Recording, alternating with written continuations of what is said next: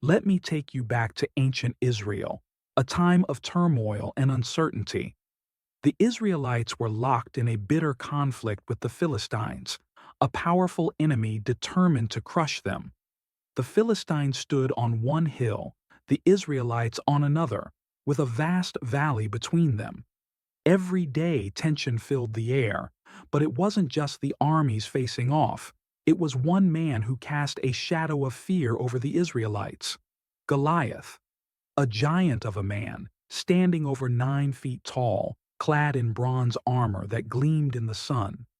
His spear was massive, with an iron tip that weighed more than most could lift. His voice boomed like thunder as he stepped forward and issued a chilling challenge. "Choose a man to fight me. If he can kill me, we will become your servants.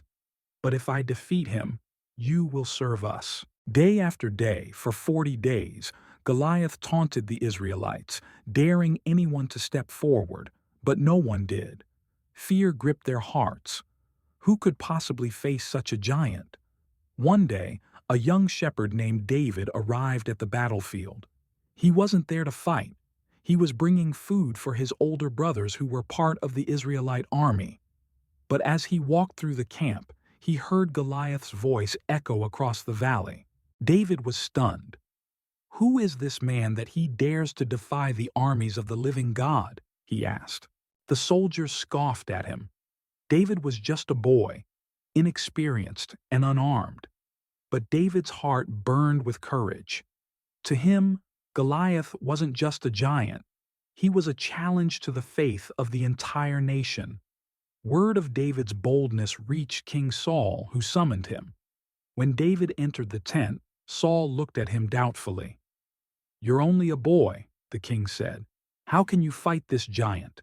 But David stood firm. "I've faced lions and bears while tending my father's sheep.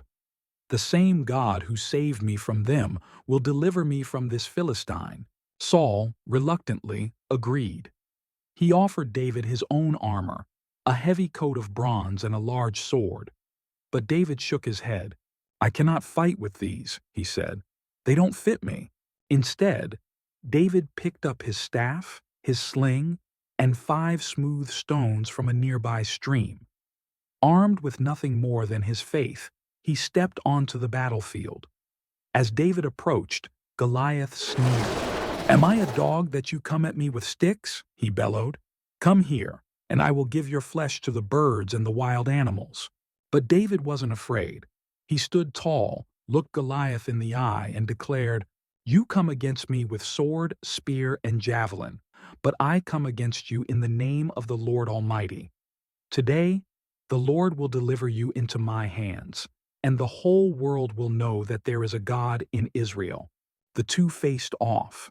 The massive Goliath, weighed down by his armor, versus the small, agile David, armed with only his sling and stones.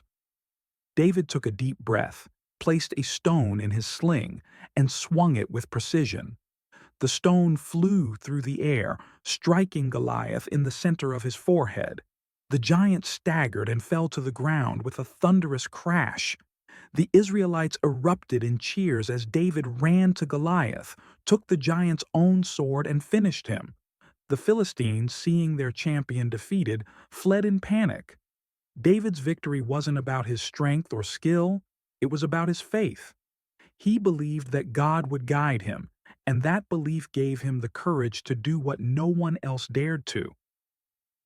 David's story is a timeless reminder.